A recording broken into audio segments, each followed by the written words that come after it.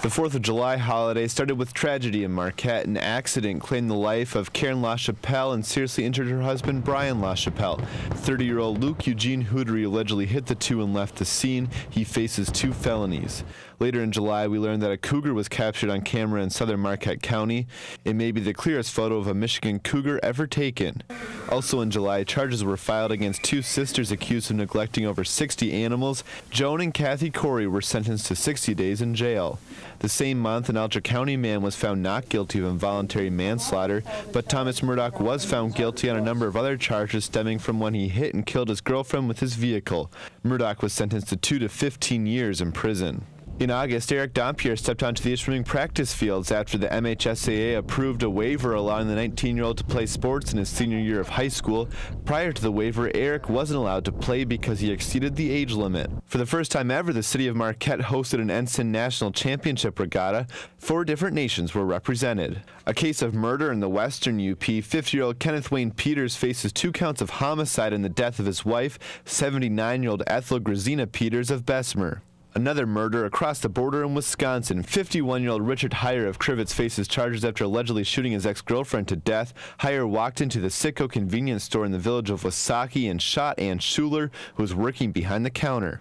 A fire at the Heritage Manor senior apartment complex in Houghton in August. 40 residents had to be rescued by firefighters. In September, Rio Tinto announced they're bringing in an independent environmental group to survey their mining operations in Marquette County. The company will pay $300,000 to the Marquette Community Foundation. That's the amount of money needed to fund 3 years of studying air quality as well as ground and surface water. The investigation of a suspicious death of a Marquette man continues.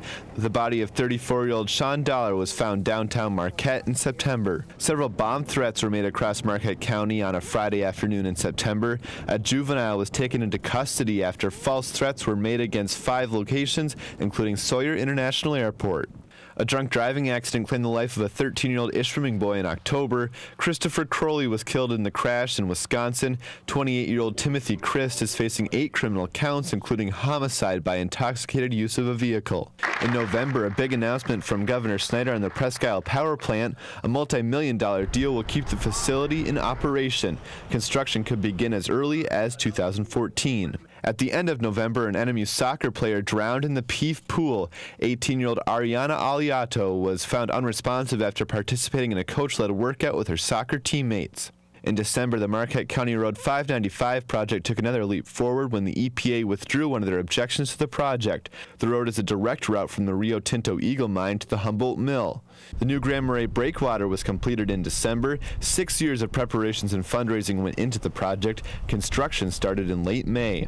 Also in December, Michigan became the 24th right-to-work state. Governor Snyder signed a set of laws that prohibit requiring non-union workers to pay fees to unions for negotiating contracts and other services.